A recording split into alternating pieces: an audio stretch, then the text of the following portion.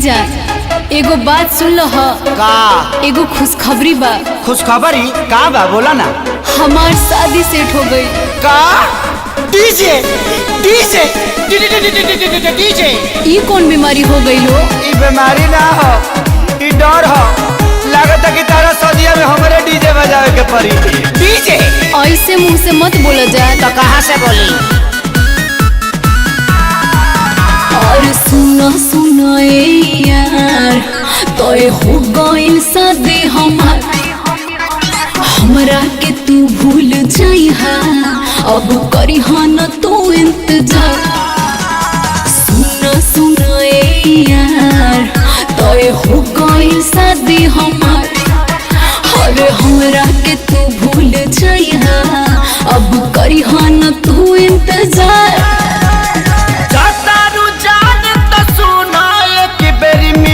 करा के जा जाता रू जान तो सुना एक बेर मीटिंग करा के जा।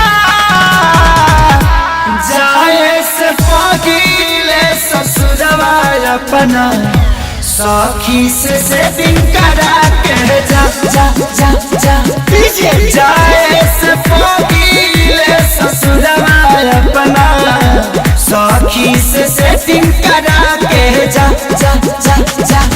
ए जान तू जाने तू जब मेरे से मिले लू तो बुझाला कि राशन के परी से मिलल बनी। गलती हो रहा है, राशन नहीं राशन। डिप्रेशन है, डिप्रेशन सिचुएशन।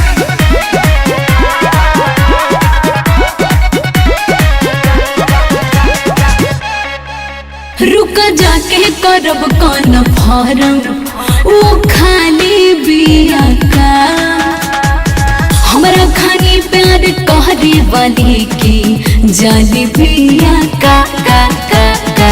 डीजे डीजे पूछली हा तोहरे खाली मिल रोज आई नू, गोदी में बैठ के लभक चाटा नीचा चाहनू।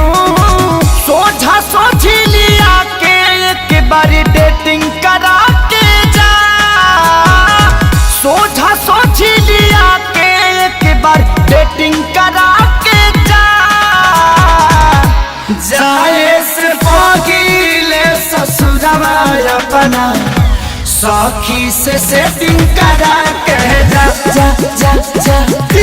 जाए से पगीले ससुरवा अपना सखी से सेटिंग करा के जा जा जा जा।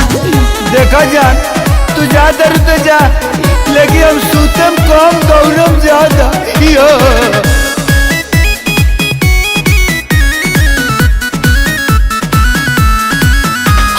कैले न बानी खेसारी, सुना तोहरा से कौन होगे, जियते जिंदगी तोहरा के पवन पी पी के मरे न देम देम देम देम। DJ DJ